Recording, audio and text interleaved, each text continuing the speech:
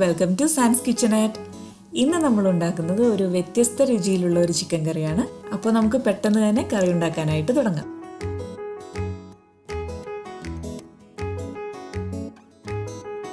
അപ്പോൾ ഞാനിവിടെ തേങ്ങയും കറുവപ്പട്ടയും കൊണ്ടുള്ള ഒരു അരപ്പാണ് ആദ്യം തയ്യാറാക്കുന്നത്. ഇതാണ് ഈ കറിയുടെ പ്രത്യേകത. അതിനായി അരക്കപ്പ് തേങ്ങയും ഒരു മീഡിയം സൈസിലുള്ള കറുവപ്പട്ട ഒരുപാട് കൂടുതലും ആകരുത്, അത് പ്രത്യേകം ശ്രദ്ധിക്കണം. 2 ചെറിയ ഉള്ളിയും ഒരു വെളുത്തുള്ളിയും 1/2 ടീസ്പൂൺ പെരിഞ്ചീരകവും ആവശ്യത്തിന് വെള്ളവും ചേർത്ത് നമുക്കിത് ആദ്യമേ തന്നെ അരച്ചു വെക്കാം. ചൂടായ പാനിലേക്ക് 3 ടേബിൾ സ്പൂൺ വെളിച്ചെണ്ണ ഒഴിച്ചു കൊടുക്കാം. വെളിച്ചെണ്ണ ചൂടായി വരുമ്പോൾ അതിലേക്ക് കുറച്ച് തേങ്ങാക്കൊത്ത് ചേർത്ത് ഇതൊന്ന് മൂപ്പിച്ചെടുക്കാം. അതിനുശേഷം ഇതിലേക്ക് 1 ടേബിൾ സ്പൂൺ ഇഞ്ചി ചതച്ചതും 8 അല്ലി വെളുത്തുള്ളി നീളത്തിൽ അരിഞ്ഞതും കൂടി ചേർത്ത് ഇതൊന്ന് വഴറ്റിയെടുക്കാം.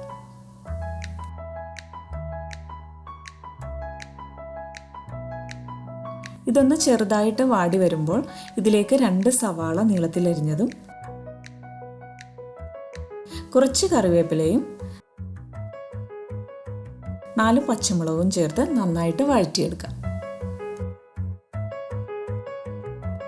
ഇതിലേക്ക് കുറച്ച് ഉപ്പ് കൂടി ചേർത്താണ് ഞാനിത് വഴറ്റിയെടുക്കുന്നത്.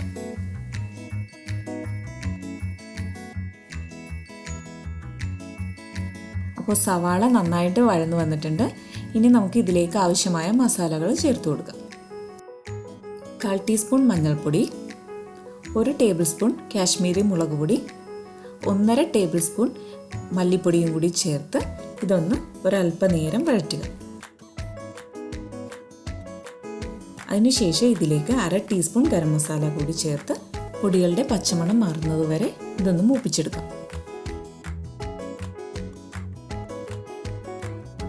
അപ്പോൾ ഇത് നന്നായിട്ട് മൂത്ത് വന്നിട്ടുണ്ട്. ഇനി ഇതിലേക്ക് നേരത്തെ തയ്യാറാക്കി വെച്ചിരിക്കുന്ന അരപ്പ് ചേർത്ത് കൊടുക്കാം. ഇനി ഇത് ലോ ഫ്ലെയിമിൽ വെച്ച് ഇതിൻ്റെ പച്ചമണം മാറുന്നത് വരെ നന്നായിട്ട് വഴറ്റിയെടുക്കാം. അപ്പോൾ ഇത് നന്നായിട്ട് വഴന്നു വന്നിട്ടുണ്ട്. ഇനി ഇതിലേക്ക് ചിക്കൻ ചേർത്ത് കൊടുക്കാം. ഞാനിവിടെ 3/4 കിലോ ചിക്കനാണ് എടുത്തിരിക്കുന്നത്. ഇനി നന്നായിട്ടിത് യോജിപ്പിച്ചെടുക്കാം.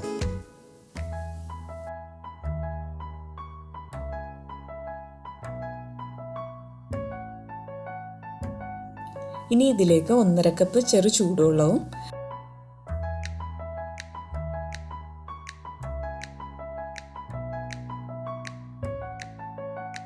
ആവശ്യത്തിന് ഉപ്പും ചേർത്ത് മൂടി വെച്ച് വേവിക്കാം. ഒരു 10 മിനിറ്റിന് ശേഷം ഇതിലേക്ക് ഒരു തക്കാളി അരിഞ്ഞതും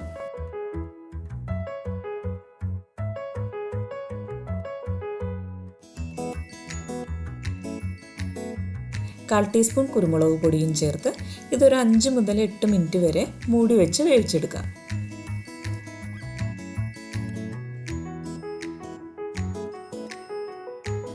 അപ്പോൾ നമ്മുടെ കറി റെഡിയായി വന്നിട്ടുണ്ട്. ഇനി ഇതിലേക്ക് താളിച്ചൊഴിക്കാം. എണ്ണ ചൂടായി വരുമ്പോൾ 1/2 ടീസ്പൂൺ കടുകും 2 പിഞ്ച് ഉലുവയും 2 വറ്റൽമുളകും കുറച്ച് കറിവേപ്പിലയും ചേർത്ത് താളിച്ച് ചിക്കൻ കറിയിലേക്ക് ചേർക്കാം.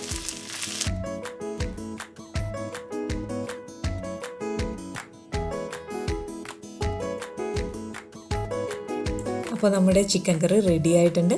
ഇത് തീർച്ചയായിട്ടും നല്ലൊരു രുചി തന്നെ നിങ്ങൾക്ക് നൽകും.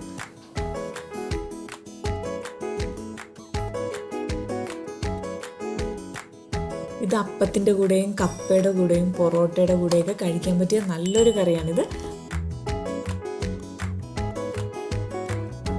അപ്പോൾ ഇതെല്ലാവരും ട്രൈ ചെയ്ത് നോക്കുക. Thank you for watching.